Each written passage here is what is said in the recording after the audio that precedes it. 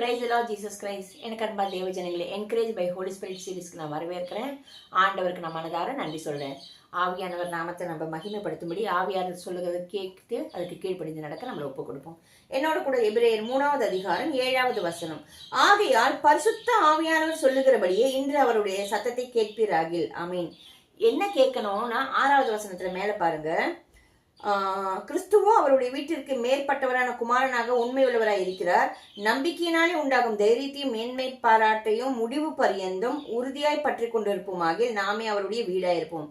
ஆண்டவராக இயேசு கிறிஸ்துவோட வீடு நம்ம தான். எப்படி இருப்போம்னாக்க கடைசி வரைக்கும் உண்மையா தைரியமா அவரை பற்றி அவர் மேல வச்சிருக்கிற நம்பிக்கை, அந்த விசுவாசத்தை கடைசி வரைக்கும் நம்ம பற்றி கொண்டு இருக்கிறச்சே நாம தான் இயேசு கிறிஸ்துவோட வீடாக இருப்போம். ஆமீன். அப்ப அவர் என்ன சொல்றாருனாக்க தேவன் நமக்குள்ள வந்து தங்கி வாசம் செய்வார். நாம் கர்த்தருடைய ஆலயமாக இருக்கணும். ஆகையால் பரிசுத்த ஆவியானவர் சொல்லுகிறபடி, பரிசுத்த ஆவியானவர் இதை நமக்கு உணர்த்தி சொல்லுகிறார். ஆவியானவர் தான் இந்த சத்தியத்தை நமக்கு வெளியரங்கமாக்கி நமக்கு எல்லாத்தையும் சொல்லி கொடுக்கிறார். அப்ப அவர் சொல்லுகிறத அசட்டை பண்ணாதபடிக்கு அதை சத்தத்தை கேட்கணும். ஆவியான சத்தம் கேட்கிறோம், ஆனா கேட்கச்சு கீழ்படிகிறோமா? இன்னைக்கு பல பேர் சொல்றோம், என்னால ஆவியானோட சத்தத்தை கேட்க முடியலங்கச்சு.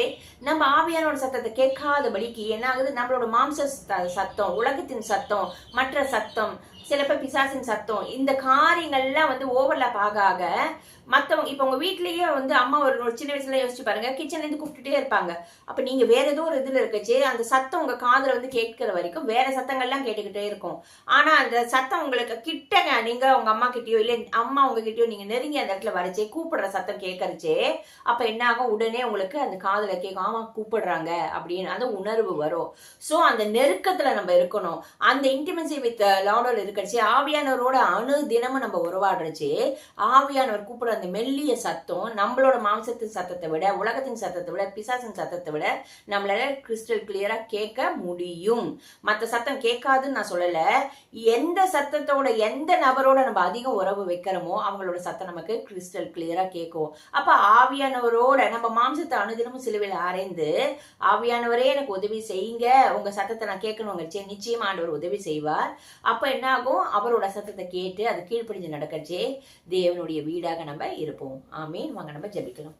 எங்கள் அன்பின் பரலோக தகப்பனே, ஸ்தோத்திரம் அப்பா. பரிசுத்த ஆவியானவரே, அனுதினமும் உங்களுடைய சத்தத்தை கேட்டு கீழ்ப்படிந்து நடக்கிற அந்த பாக்கியத்தையும் ஸ்லாகியத்தையும் ஒவ்வொருவருக்கும் தருவீராக. இன்றைக்கு யாரெல்லாம் உங்களுடைய சத்தத்தை கேட்காதபடிக்கு எந்த அளவுக்கு தூரத்தில் இருக்காங்களோ ஆவியானவர் ஒரு விஷயம் மனந்திருப்பதில் கொடுத்து உணர்வுள்ள ஆவியை தந்து உங்களுடைய சத்தத்தை கேட்கும்படி உமோடு கூட இருக்கிற அந்த உறவு ஆண்டவரை என்றோ பெற்றுக்கொண்ட அபிஷேகத்தை அப்படியே விட்டு விடாதபடிக்கு அதை புதுப்பித்துக் கொள்ள ஒவ்வொரு நாளும் உங்களுடைய கிருபையினால் அபிஷேகத்தை புதுப்பித்துக் கொண்டு உமோடு கூட உறவாட ஆண்டவரை கணுக்கால அளவு அல்ல, முழங்கால் அளவு மூழ்கி நீந்துகிற அனுபவத்துல உமோட எசேக்கியேல் அந்த அனுபவத்தை பெற்றுக்கொண்டது போல உமோட கூட அந்த அபிஷேகத்தை திளைக்கிற அந்த அபிஷேகத்துல ஆண்டவரே நீ போதிக்கிற அந்த அபிஷேகத்துல ஆண்டவரே நீ பேசுகிற அந்த அபிஷேகத்துல உணர்வுள்ள ஆவியர் உமோடு கழிக்கும்படி ஆண்டவரே உமோட அந்த சத்தத்தை கேட்டு கீழ்ப்படிந்து உறவாட தேவனுக்கு பிரியமானதை சித்தமானதெல்லாம் செய்ய கிறிஸ்துவோட வீடாக நாங்கள் இருக்கும்படி ஆவியானவரே எங்கள் ஒவ்வொருத்தருக்கும் கிருபை தருவீராக.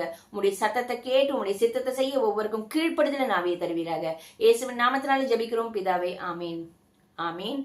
காது உள்ளவன் கேட்க கடவன் இருக்கு ஆவியானோட சத்தத்தை இல்லையா? ஸோ நிச்சயமா ஆவியானோட சத்தத்தை கேட்கறதுக்கு நீங்க அவரோட கூட இன்டிமெசி வித் காட் அந்த உறவுல இன்னும் நீங்க அதிகமா வளரணும். ஆவியானவரோடு கூட நெருங்குங்க. கொஞ்சம் தனியா நேரம் எடுத்துக்கோங்க. உங்க பாவங்களை அறிக்கையிட்டு மெதுவா அவரோடு கூட ஸ்தோத்திரம் சொல்லி அவரை போட்டுருங்க, புகழுங்க. கொஞ்சம் ஒரு அமைதியா ஒரு பீஸ் எடுத்த உடனே போய் அந்நிய பாஷை பேசி இல்லை இது பைஹார்ட் பண்ணி ஒப்பிக்கிற காரியங்கள் கிடையாது. நம்ம எப்பவுமே ஜபிக்கரிச்சு ஆவியோடும் கருத்தோடும் உண்மையோடும் ஜபிக்கணும். இது மூணுத்துல ஏதாவது ஒண்ணு மிஸ் ஆனாலும் அந்த ஜபமா இருக்காது. நான் எப்பவும் இதுதான் சொல்லுவேன், ஆவியோடும் கருத்தோடும் உண்மையோடு ஜபிக்கிற ஜபத்துக்கு தான் பதில் வரும்.